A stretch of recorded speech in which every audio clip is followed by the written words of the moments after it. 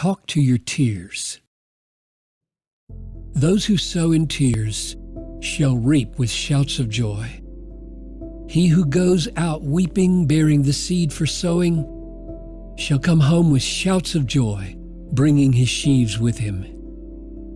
Psalm 126, verses 5 and 6. There is nothing sad about sowing seed. It takes no more work than reaping.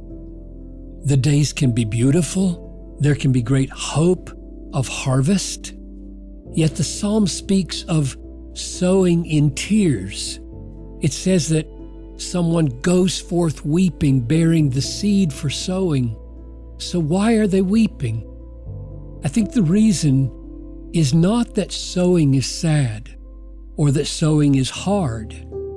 I think the reason has nothing to do with sowing. Sowing is simply the work that has to be done even when there are things in life that make us cry. The crops won't wait while we finish our grief or solve all our problems. If we are going to eat next winter, we must get out in the field and sow the seed, whether we're crying or not.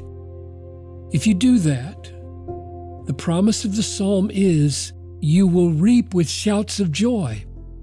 You will come home with shouts of joy, bringing your sheaves with you.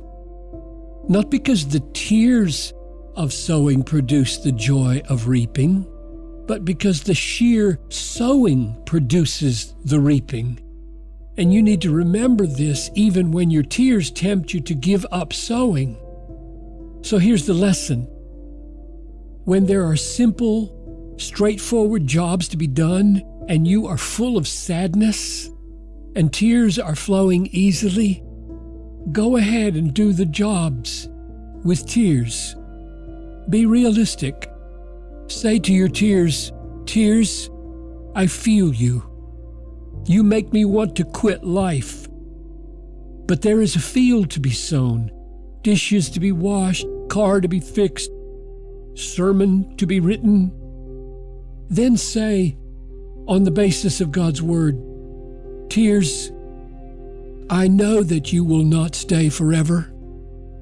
The very fact that I just do my work, tears and all, will in the end bring a harvest of blessing. So go ahead and flow if you must. But I believe I do not yet see it or feel it fully. I believe that the simple work of my sowing will bring sheaves of harvest, and my tears will be turned to joy."